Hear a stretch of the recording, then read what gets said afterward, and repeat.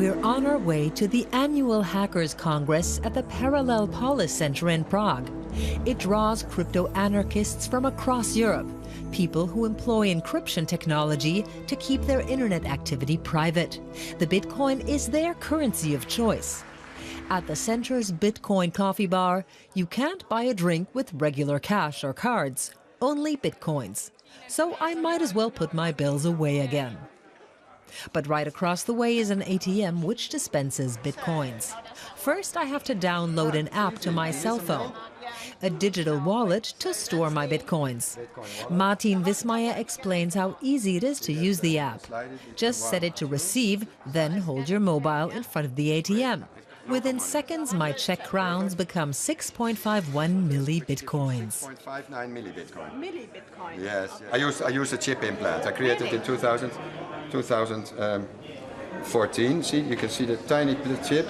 Wow. Half of it is antenna and the other half is the chip. So if, for example, I want these Bitcoins are on here, and if I want to buy a Red Bull, for example, there, I can show you. Yeah, let's have a look. Martin just holds his hand in front of the machine, and out comes his drink. He says this is the future. I don't believe that. Oh, you want it again? Anyone who wants a Red Bull?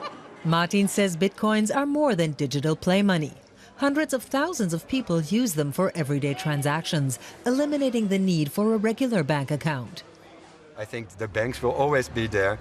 It is just that people have an option now. For the first time in history, this is the first money which is issued by the people and it is owned by the people. There is no banker required. Yeah. It's like where we are going, there is no banks.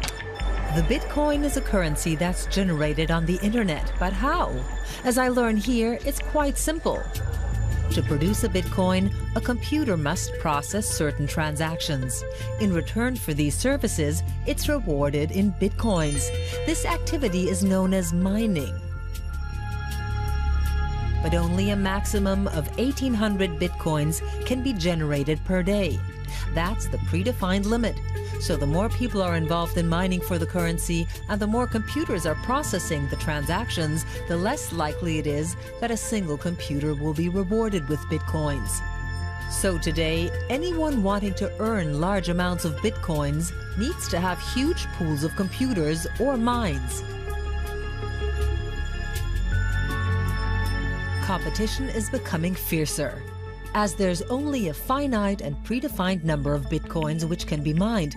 So the Bitcoin works like a precious resource, such as gold. The more people seek to acquire it, the more valuable it becomes.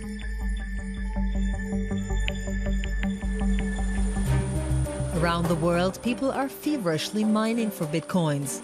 One of the biggest mines is located in Iceland. We're coming in for a landing with Bitcoin pioneer Markus Streng. He was attracted to Iceland mainly because of its geothermal power plants, which produce green electricity from the water of hot springs. He agreed to show us around his mine, provided we don't disclose its exact location. On the drive there, he explains why. There's a lot of money involved, and many different parties would have an interest in breaking into the mining farm or hacking into it. You can't be careful enough. From the outside, the hangars look grey and inconspicuous, on purpose. Few Icelanders are aware that huge amounts of virtual money are produced here every day. Inside, it's incredibly loud. My God, how many machines are there? There are over 10,000 graphic cards on this side alone, more than the world's biggest supercomputer. What do you earn here per day? If I told you that, straight away all our competitors could draw a conclusion as to how large we are.